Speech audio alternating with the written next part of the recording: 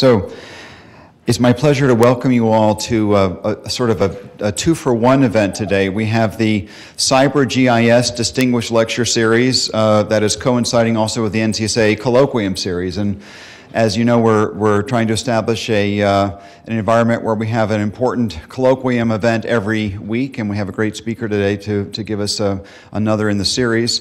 And we also have a very strong group in Cyber GIS that's not only here at NCSA, but I think making links to many groups across the campus, in fact, at a national and international level as well, and that's led by Xiaowen Wang here, and so I'll introduce Xiaowen in just a minute. But for me, that's a nice example of where we're trying to move NCSA going forward to build up a number of thematic research and education areas that are led by faculty on the campus, and ones that are highly integrative and interdisciplinary that all build on high-performance computing or advanced software or data services and so on. So basically building on advanced cyber infrastructure that NCSA is really very strong at. So with that sort of overall introduction, let me introduce Professor Xiaowen Wang, who will then introduce the speaker.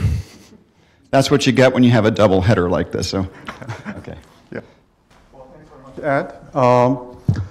Thanks for coming out on Friday morning. It's my great pleasure and honor to introduce today's speaker, Dr. and Professor David Tarboton, who many of you, I think, here knew about his work or personally know him. I recognize some faces familiar to me.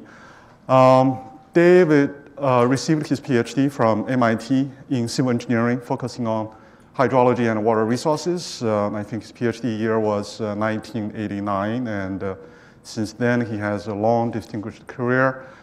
His research has focused on advancing the capability of hydrological modeling by taking advantage of new information and also process understanding enabled by digital technologies. His work has produced a number of software and tools, which are the kind of gadgets this group of people like generally.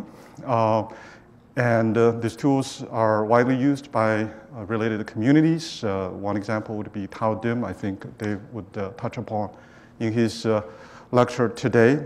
As a personal note, I got to know Dave several years ago at a NSF PI meeting.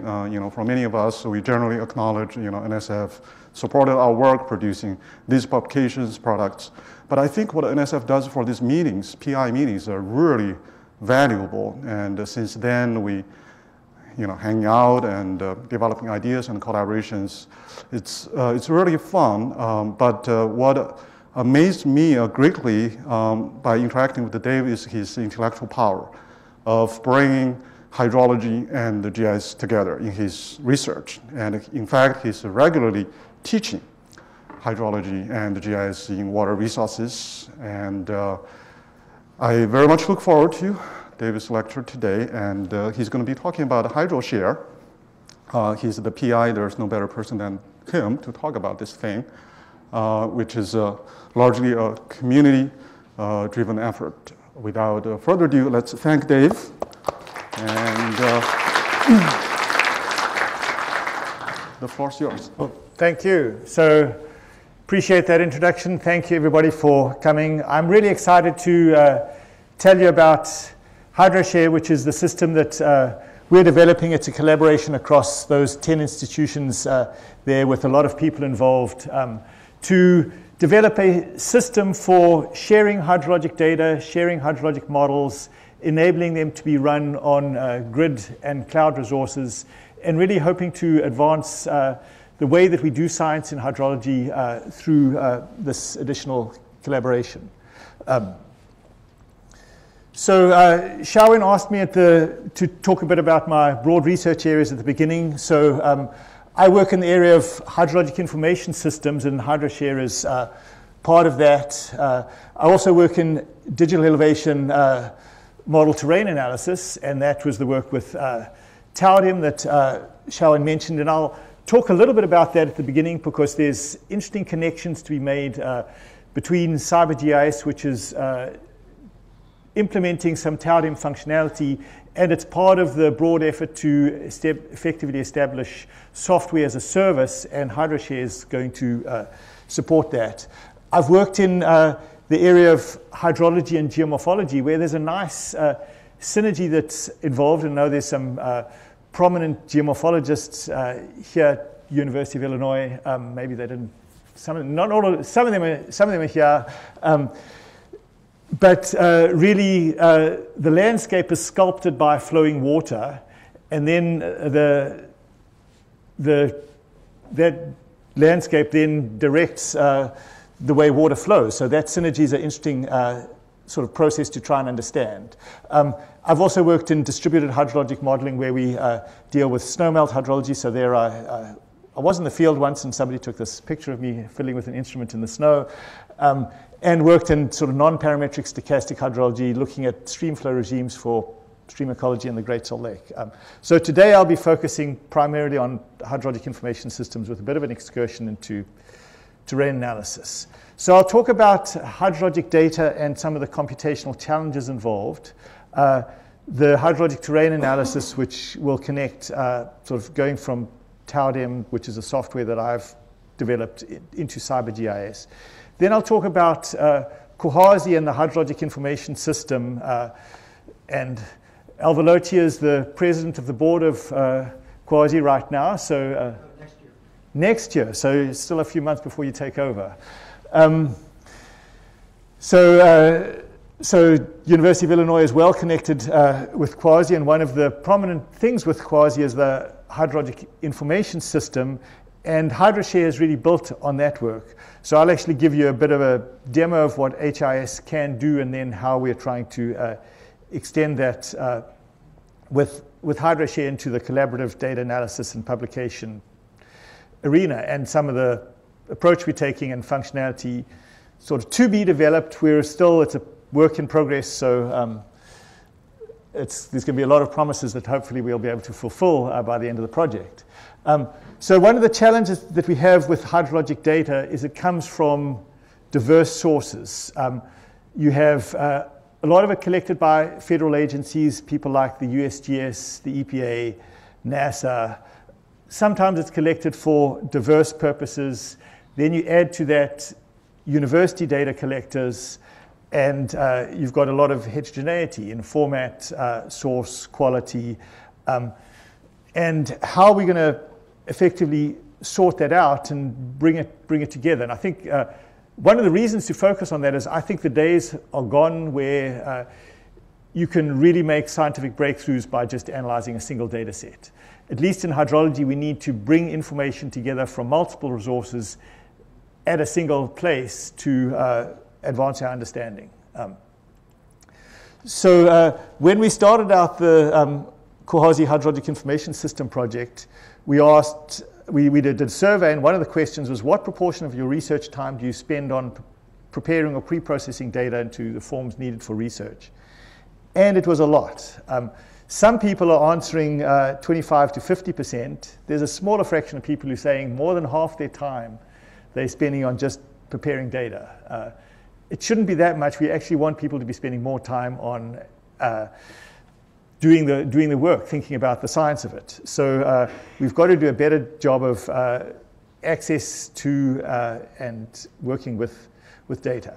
I think there's also a bit of a digital divide, and it's with trepidation that I show this slide here at NCSA, because I know that this is the home of some of the most powerful supercomputers,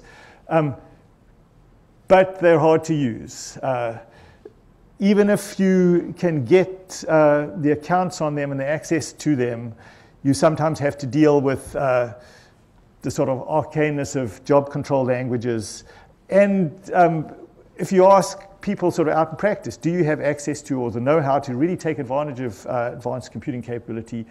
Oftentimes the answer is no, and that's a challenge that we have to address. And that partly is addressed by sort of gateways, web interfaces, eventually software services. So one example of that might be TOWDEM. So this is software for deriving hydrologically useful information from digital elevation models. It starts from a representation of the topography as squares on a grid, so elevation values on a checkerboard, if you will. And That's a fairly simple, naive data structure. But from that, we can go through the process of cleaning up the data so that it's hydrologically adjusted. We don't have sort of internally draining pits that are not really there where the flow would dead end. You can then calculate the flow field, assign a flow direction for each grid cell.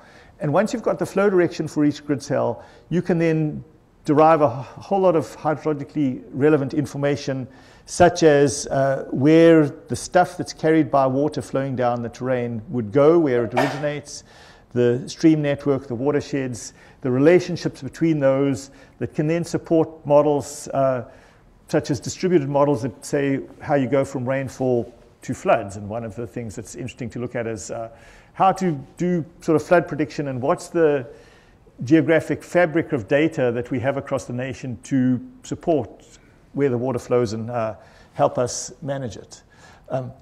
So we're faced in dealing with that with the challenge of increasing digital elevation model resolution. We started out in the 1980s where you had fairly small file sizes to cover a decent sized watershed and coarse resolution.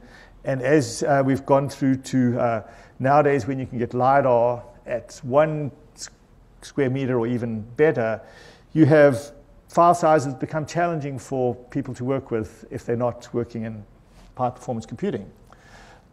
So that requires developing algorithms that do the work we've done in parallel. So one of the grants I had was effectively to take the terrain analysis software, develop parallel approaches to it where we effectively partition the domain, refactor the algorithm so that they can work across that partitioned domain. So I'm not going to sort of talk through this pseudocode here, but the basic idea is that we do the removal of the pit filling on each of these partitions and then sort of communicate across the bounds and then iterate. So working with things in parallel.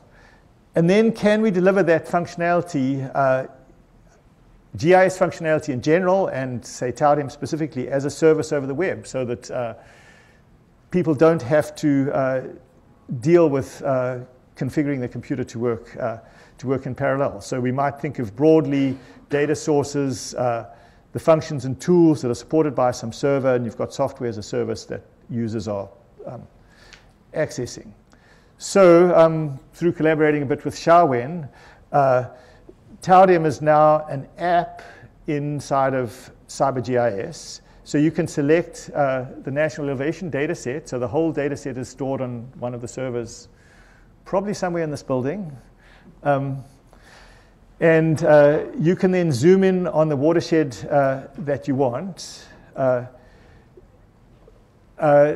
Using Tarboton is actually fairly challenging, so we've configured an interface that allows you to specify what it is you want at the end. So it's a sort of product-oriented design. You say you want this and you want that, and the wizard sort of configures the sequence of functions that you have to run to get the result. Then you submit the job. It progresses through the system, so you get analysis submitted, running, results are ready, and eventually, once the results are ready, then you can visualize them through a web mapping interface. So the results are displayed in the browser. So so that's the approach towards effectively doing some of the analysis on the web. Now I left out some of the sort of nitty details here that are sort of challenging, and we were sort of discussing through them yesterday. But where does the data get stored? How do you share it with someone? If you can then perhaps put it in a system like HydroShare that I'll be mentioning, that becomes a way to collaborate with it. There's issues of the projections of the data and making the user interface actually quite easy to use. I think there's still some challenges here that I sort of glossed over in going through the slides.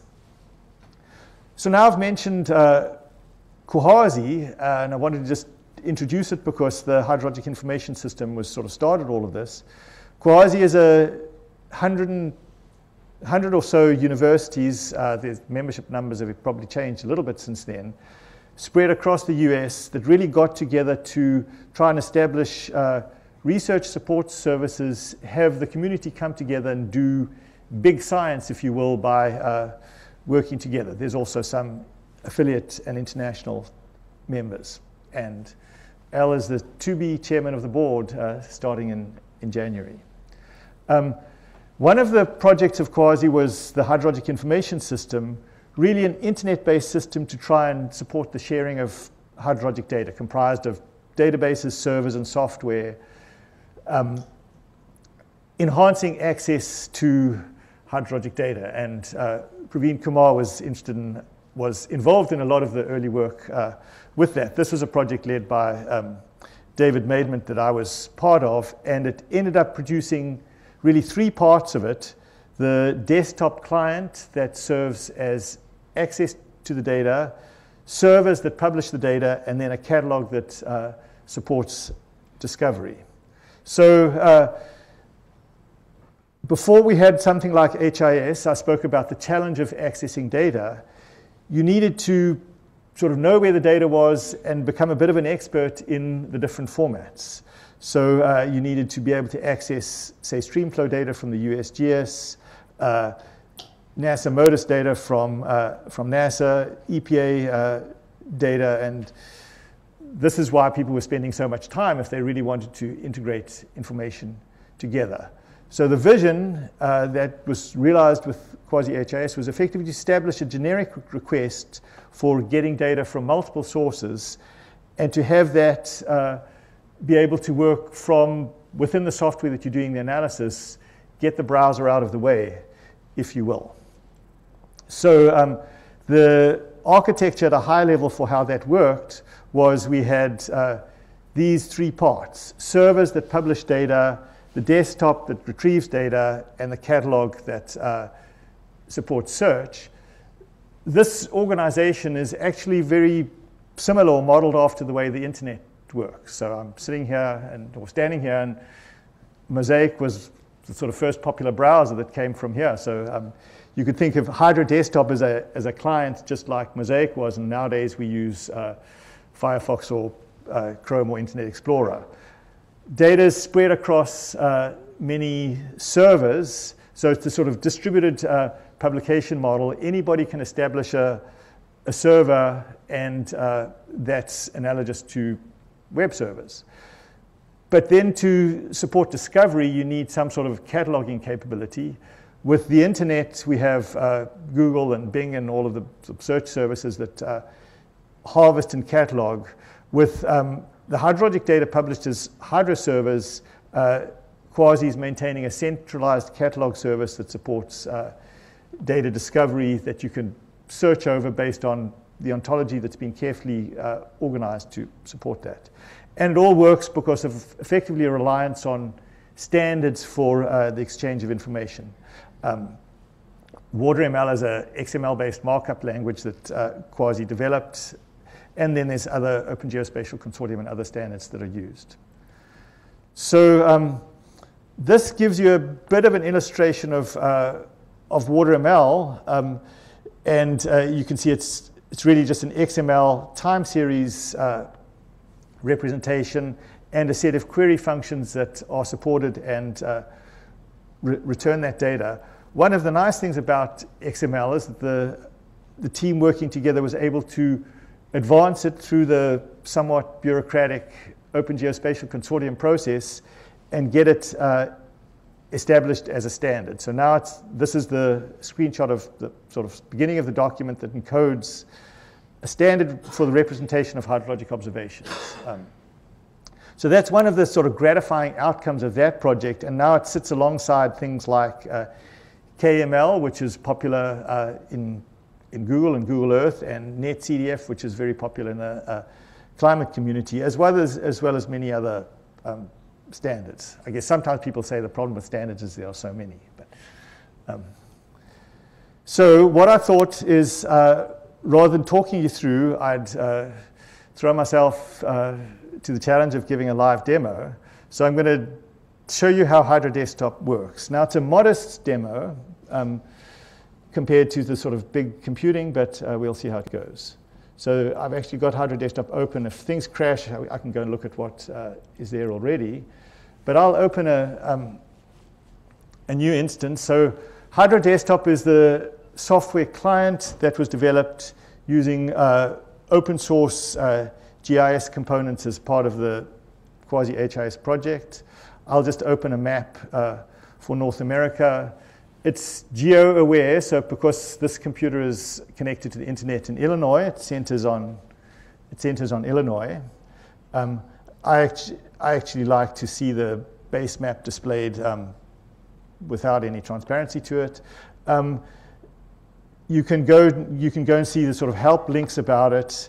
I'm actually going to pan over here to Utah, where I know that there's some data that makes the demo somewhat compelling. So there we can see the Bear River draining to the Great Salt Lake.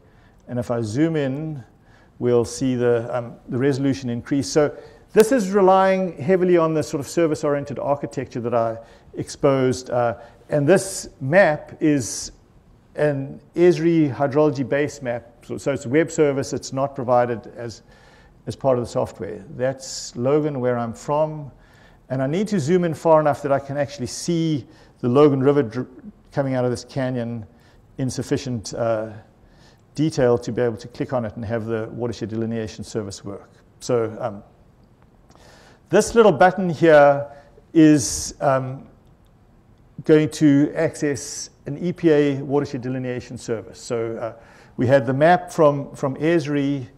We're going to be using an EPA watershed delineation service, and I click on the stream, and now it's going off. Behind this web service, the EPA has the National Hydrography Data Set, which is a representation of all of the streams across the country and their connectivity. This stream is connected to that one downstream, and the watershed draining to that stream. And this web service is tracing up based on that connectivity, merging together the areas of the watersheds, and it'll return for me the stream network and the polygon surrounding, or the polygon surrounding that stream network. And I'm doing that because hypothetically I'm interested in what's going on in this watershed. Could I perhaps predict flooding, and can I perhaps relate snowmelt to the stream flow? So now it's returned that. I can zoom back to the full extent of that watershed, and we see there it is next to Bear Lake, Logan, which is where Utah State is right here. So let's see what data exists in the quasi-hydrologic information system in this watershed. So I switch to the search tab, and I select this as the feature, the area that I want to search. There's the opportunity to search based on keyword. I'm going to be interested in all the data, so I happen to know that there's a keyword all that will sort of cover everything. Otherwise, I could go for algal growth potential data, which probably I wouldn't find very much, or put in various terms and do a sort of keyword-based search. I can also specify the period that I want, and I'm going to, it defaults to 5 years. I'm going to go for the last, say, 15 years of data. I can select the data sources. If I don't do anything there, I just get all of them, and then I can do search. So now what's happening is it's accessing web services that are at what we call HIS Central. That's the quasi-cloud instance that's now run out of the Boston quasi office, and it's implemented in the Azure cloud. It's searching that catalog and returning all of the sites with data in this watershed. So you can see it found a whole bunch, and I can go and hover over each of them and see, oh, there's data about snow that comes from the Natural Resources Conservation Service. There's data from NASA that comes from their Global Land Data Assimilation System. There's a raindrop here that's Utah State University collected data. This triangle here is USGS data. So we're integrating information from multiple sources. I'm going to actually zoom in down here at the outlet and try and get some stream flow data. So if I do that, I'm going to get daily values rather than hourly, and just download that data. So you can see this is actually coming from San Diego Supercomputer Center. So they were the ones who effectively established this web service that interacts with data from the USGS. The USGS is now working on establishing web services effectively after this project showed the way. So we've downloaded that streamflow data.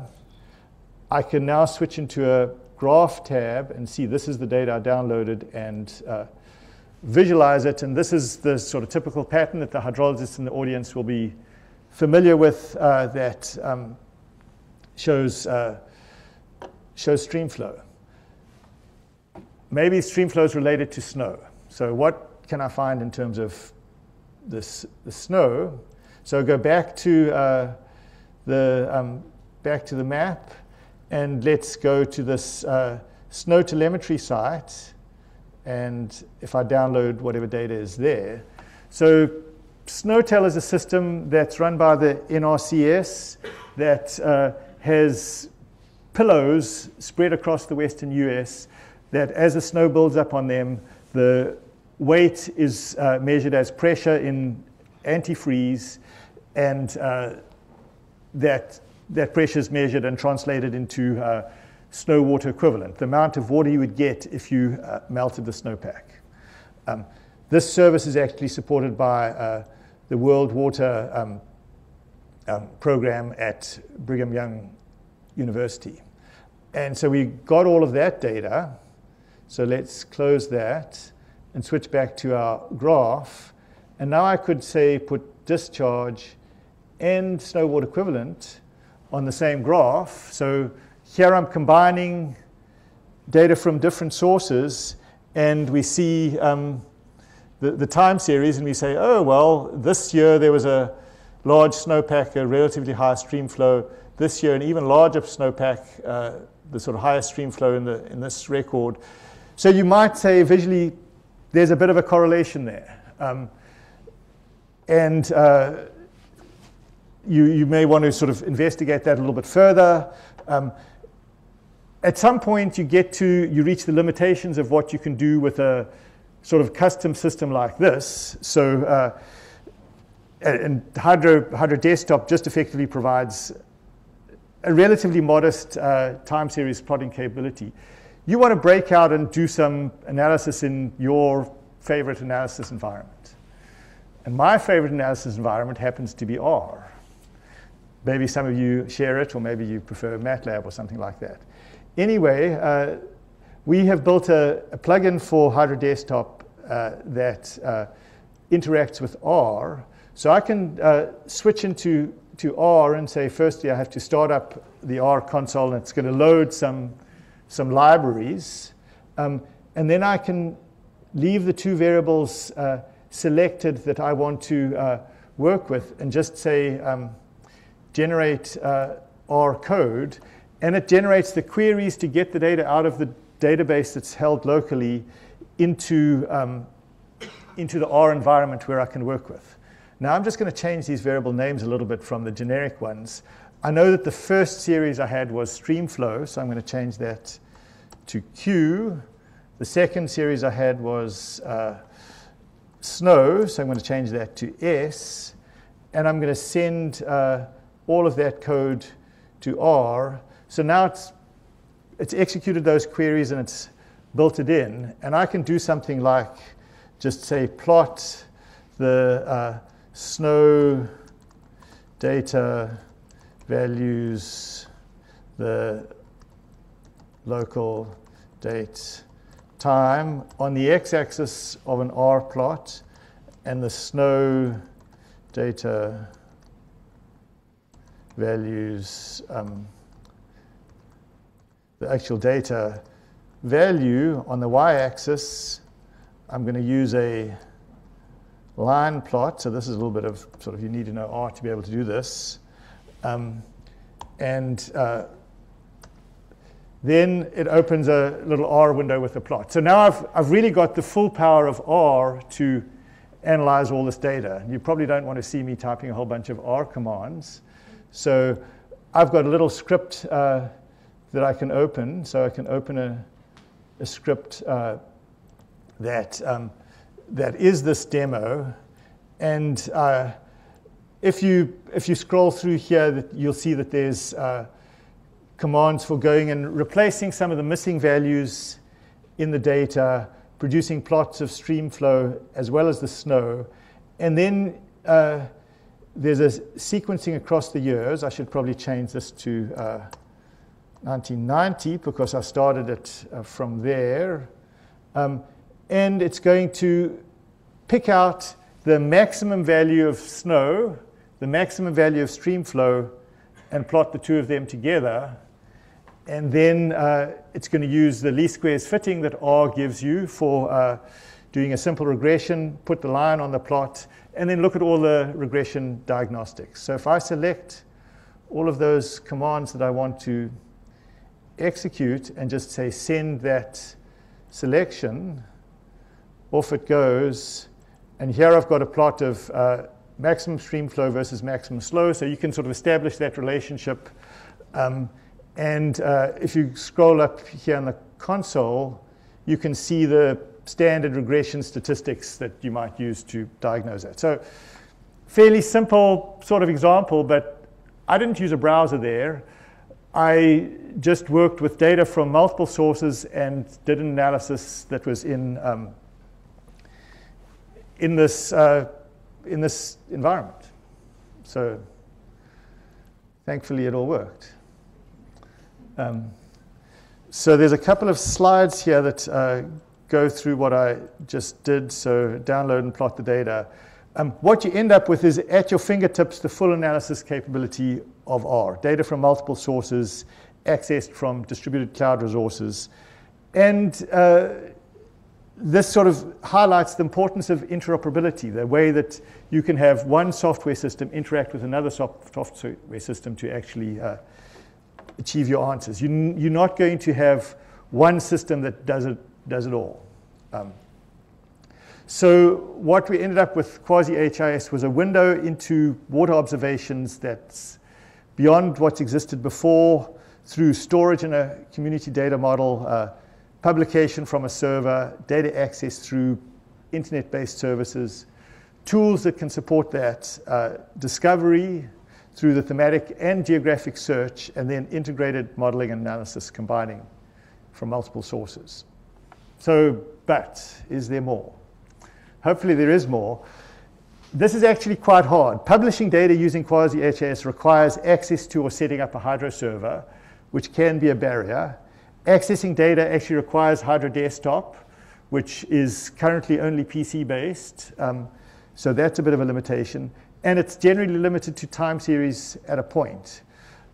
So with HydroShare, we want to enable more rapid advances in understanding by effectively moving to a web-based system, having a broader class of data types. And by being a web-based system that people can just upload data to, you avoid having to establish the Hydro server if that's a limitation for you. So it'll be a community collaboration website, how am I doing on time, that enables users to discover, access data, retrieve them to the desktop, and perform analyses in a distributed cloud environment.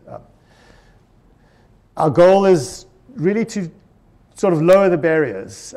Can we make sharing of hydrologic data as easy as it is to post a video on YouTube? It used to be that when I wanted to send pictures of my children or videos of my children to my mother in South Africa, it was hard because she was not very computer savvy. I could take the camcorder recording, but then there's the file, it's big, you got to get it across the internet.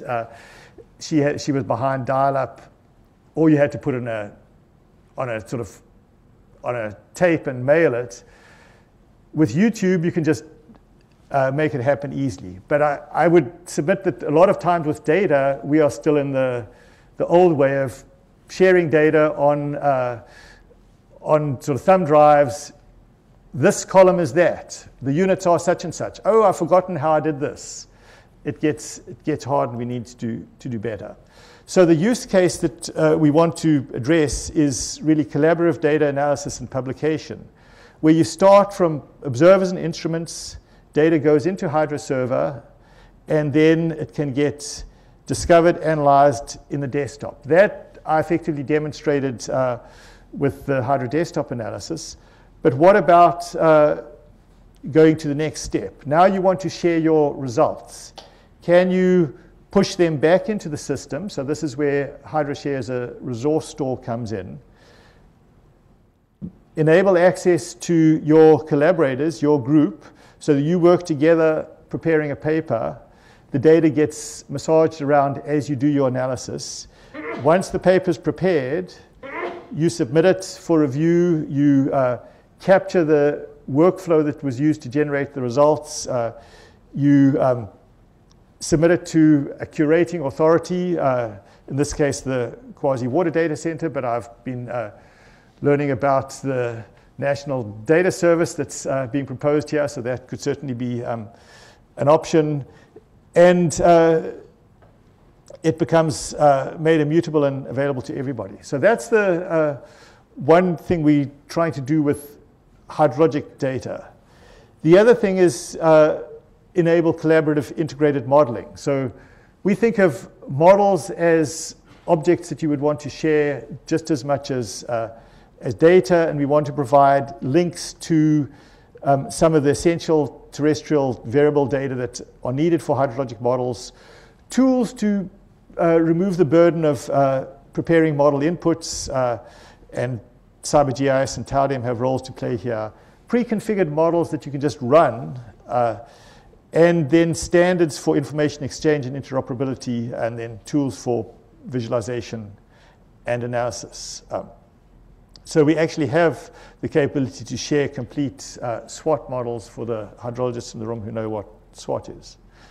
So we're taking a sort of general interpretation of data as more than just measurements, but all the sort of recorded factual material that you might use to validate your research finding that includes models, code, scripts, simulation results. And we need to accommodate many types of data. So we have a resource repository-centric paradigm where, so resources is the term we use for models, data, anything somebody wants to share. And we want then the models to sort of interact with information in the resource store. So a modeler could, for example, just focus on the model and take advantage of standard visualization capability, standard analysis tools. An analyst could work on their specific analysis and take advantage of standard models. So you enable people to focus on what their area is and take advantage of best practice tools in the other areas. So we've thought quite a lot about how to structure the resources, and the content in HydroShare is being saved in this Open Archives Initiative Object Reuse Exchange format. Baggot gives us a sort of container for putting the data in zip files with a manifest that gives you information. Then when you sort of drill down, you see the resource level metadata and the actual data contents. So that's the organizing structure that we're imposing. All content needs to get stored by that, recognizing that the way information is represented can either enable or inhibit what you can do with it.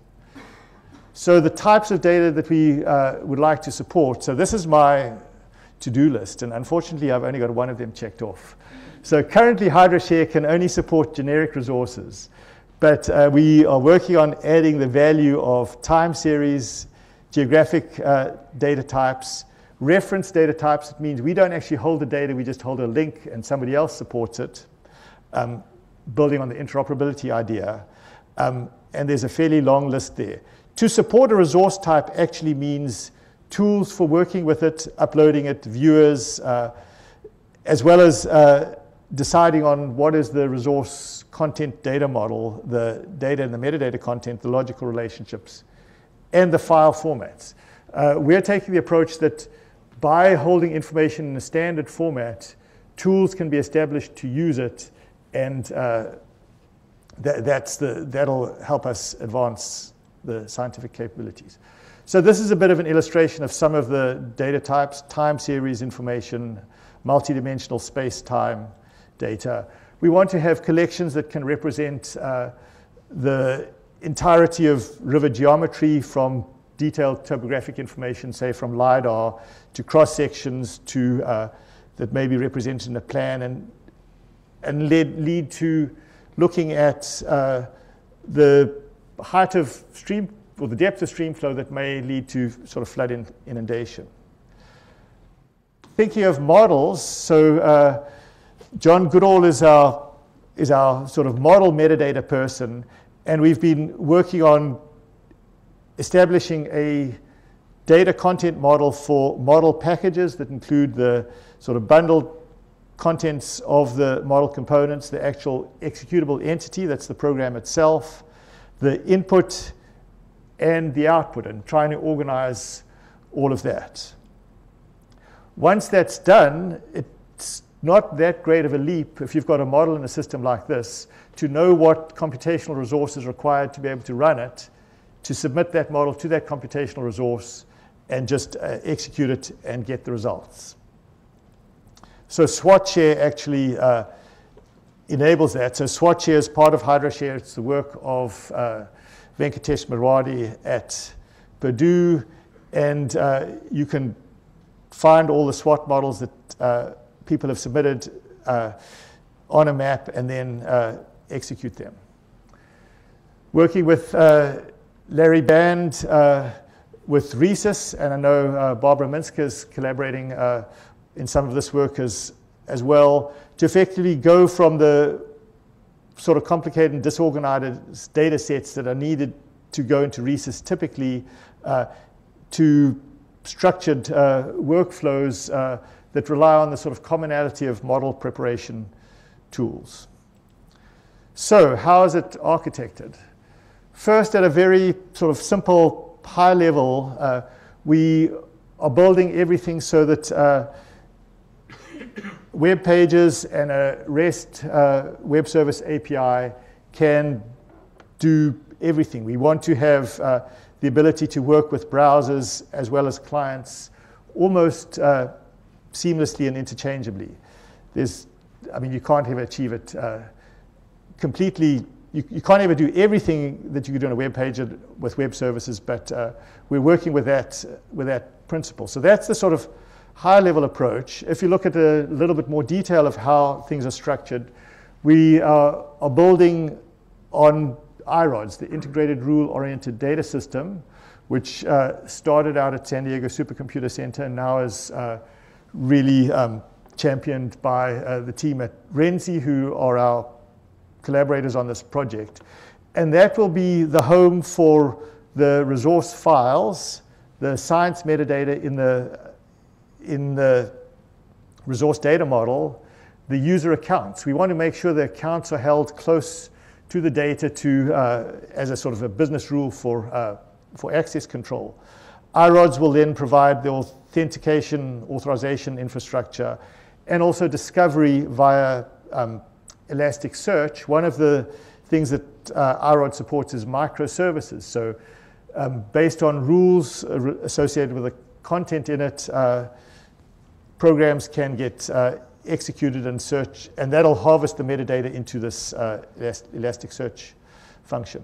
Then we're building our interface with the sort of security of the data taken care of. We're building our interface on Django, which is a Python-based web application framework, and we're establishing the sort of tools, the web pages, the web services, and then a client. We're continuing the development of Hydro Desktop to interact with that. We're using Docker as a virtualization framework for doing some execution of models. And there's an opportunity with either the web services that we have interacting with Django or the native web services that IRODS has for connecting to other partners. And we really want to work with that. And I've been talking to Praveen about SEED and Barbara about the green infrastructure C-Sync work, and other people. There's a critical zone observatory SSI project and the CI water project I'm working with in Wyoming, as well as CyberGIS. So there's certainly opportunities for connections here. I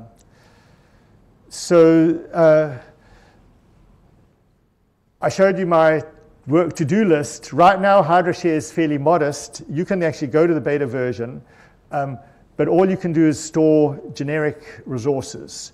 So you end up going to the resources page. You can create a new resource. You can see a listing of resources. You can filter based on keywords. You can then go down to the resource details, where each one has a permanent link. So we're using permanent links to sort of uniquely identify things. You could see the abstract. You could submit it for publication if you wanted to get a digital object identifier, but that's only going to be enabled once we sort of get finished, or once we get to beyond beta. You can control who you share it with. You can have commenting on it. So we want to sort of build some of the sort of social metadata about it. You can control whether it's public or not. So I've probably gone longer than I should have, maybe. But in summary, it's a new web-based system for advancing model and data sharing. Sharing features being added to Hydro Desktop. Access to more types of hydrologic data using standards and standards-compliant data formats.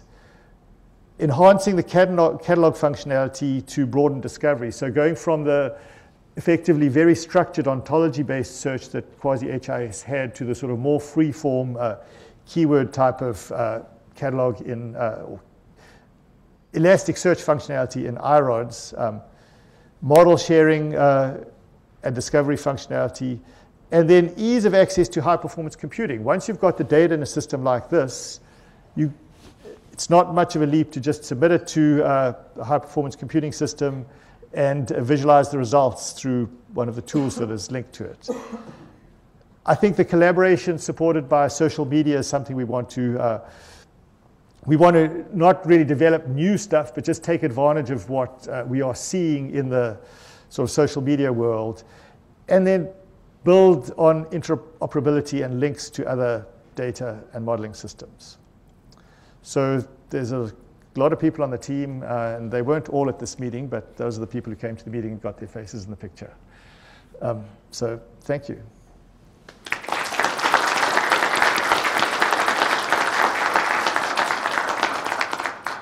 Thanks very much, Dave, for the illuminating, very interesting talk. And we do have quite a bit of time for questions, comments. And we have a lunch reception for folks who want to mingle with each other and mingle with Dave, corner him for more questions right after this. So if you are available, welcome to stay around. Raise your hand when you ask questions, speak as loud as you possibly can, and then I'll repeat your questions for recording. Yes? So I want to know a bit more about the problems that HydroShare would solve. Are there any problems that are still unsolved relating to hydrological data, or what is the user base going to be using this for? So I think flood forecasting is one of them. There's, I guess I mentioned briefly the idea of the sort of flood interoperability experiment, but really bringing together information from rainfall forecasts, the information on the geographic configuration to be able to predict stream flow at a certain gauge in time to warn people. So that's a cyber infrastructure thing, and that's one of the things. I guess there's a lot of the way geomorphology and hydrology interact, the sort of landscape evolution problem. How can we? You can never from from measurements, quantify the subsurface properties or everything in sufficient detail, but how can we learn from sort of combining terrain analysis, geomorphology, critical zone information, if you will, what the state of the system is in great detail to be able to understand hydrologic processes. So those are probably two that I would mention. So the question was about grand challenges HydroShare would be able to contribute to resolving. I should have repeated that. I was warned to at the beginning, and I didn't. More questions? Go ahead. Yes. So when researchers collect data or create models, they have a certain intellectual property invested. So how are you going to incentivize people to then share using this platform? Okay, so was that recorded there? So I guess there's sort of two aspects to that. Having researchers willing to release their information is a social problem and a social challenge, and then having the technology to enable it, and also in part making it beneficial to them. People may be willing to share the information, but it's just too hard.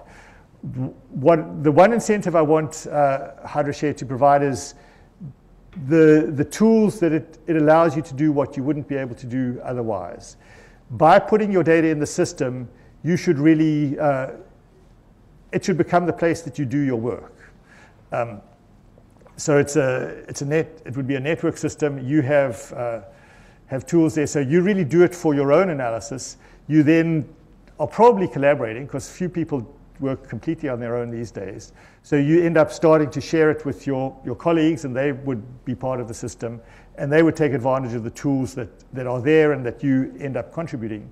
And then we have an obligation a lot of times with public funding to make our results public at the end, that sometimes people may do begrudgingly, but if it's really easy to just sort of say, check the box and say, publish this, then that duty and obligation becomes a lot easier.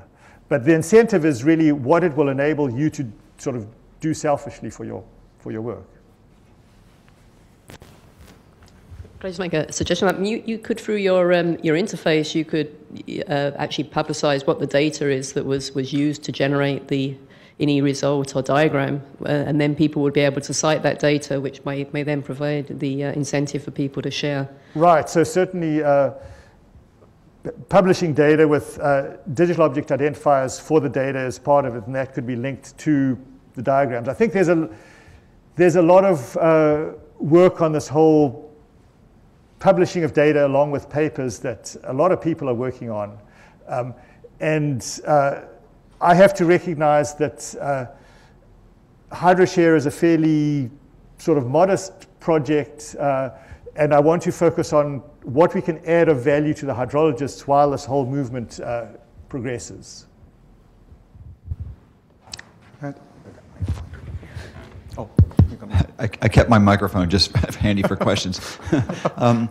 So that was really interesting. The discussion about the national data services that we're spearheading here at Illinois, but with some partners, including San Diego, is about the same kinds of issues, but at a sort of a more global level. And I don't mean, so you're national and international, but I mean in terms of going across disciplines as well. And so one very specific piece that we're focusing on to get started with is was almost captured perfectly in one of your slides about the sort of the pipeline from data to actual publication, linking it with traditional publications that, when you have a journal article.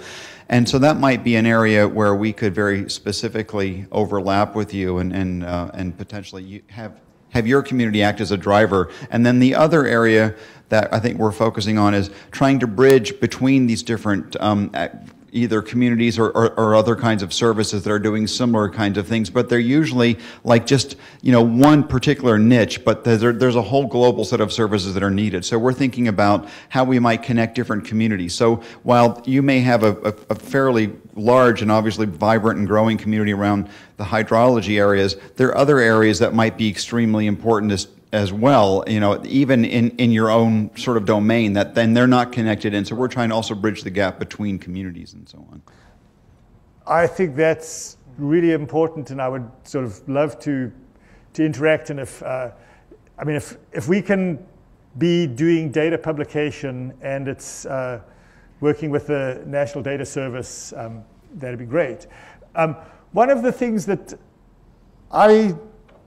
one of the ways that I approach this is from a model that's, I guess, sometimes used in a number of things, but basically of sort of building small steps and perhaps working software. So sometimes I've gone to these software carpentry workshops, and they say software design principles, and they sort of put a red line through it, and they say software design examples, and then they just sort of talk about building small. And we also learned that, I guess, working with David Maidment in the Quasi-HIS project, he just said, okay, let's start building web services. Rather than getting everybody to agree on the sort of grand thing, can we start some examples, put together a web service for the USGS streamflow, then bring along others. So I guess maybe in that spirit, I would like to sort of help make progress in the hydrology area in this big sort of data publication thing by providing one example of how we think it might work. And it probably will be different from how other people do it in other disciplines, and we can sort of learn by comparing notes. But I'd like to actually just sort of do it rather than get bogged down in too many committees. So I don't know whether that's at least that's my philosophy. I mean, committees can, but not to say that I don't know whether the National Data Service has got lots of committees or not. We have no committees. You don't have any committees. We're trying to do stuff. So you also just try to, I think, and we also found ourselves getting pushed by things like Figshare, where I can actually go and post a figure or post a data set in Figshare, and I can have a digital object identifier within about 10 minutes.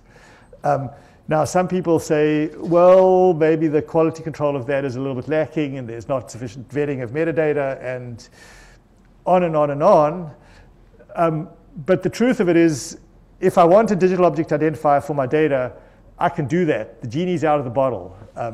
So the bar has to be quite low, because else people are going to go elsewhere. Time for one more question, preferably from back of the room.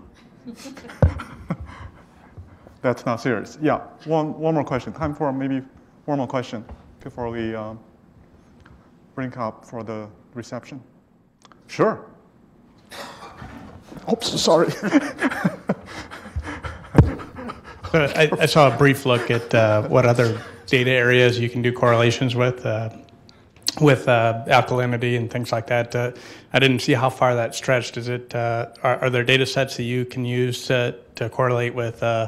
You used rainfall as an example, and water flows. Do you do work with pollution and data for agricultural runoff or harvest yields, or is there data available with that you tie in with this? So there is some of that. So right now it's somewhat of a voluntary contribution system. So the Quasi-HIS, which is where that list of terms that are searchable come from, is this network of hydro servers. So you can establish the software and put the data in it and register it with the HIS catalog, and it becomes accessible. So there's probably about 20 or 30 universities around the country that have hydro servers, and there's a sort of a variety of data in there. Then there's also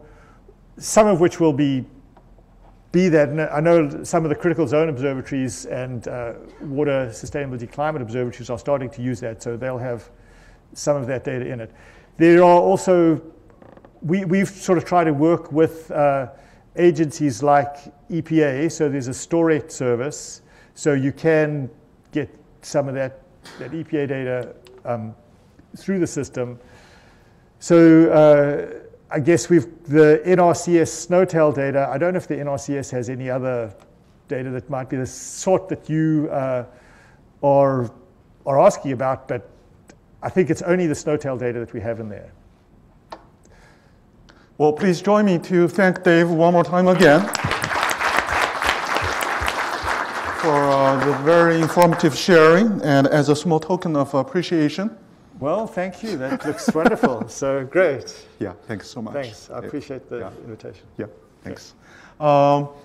As you heard from Ed, NCSA Colloquium is going to be regularly scheduled. Stay tuned. There will be flyers and also information for the campus communities and beyond gets distributed. And the CyberGIS Distinguished Speaker Series is supposed to be a bi-monthly scheduled event. In fact, Dave is the first speaker of this 14 to 15 academic season. So with that, we'll wrap up today's seminar, and hope you enjoy the rest of the day and the rest of the semester and kick off your holiday season. Thank you, and the lunch reception is outside.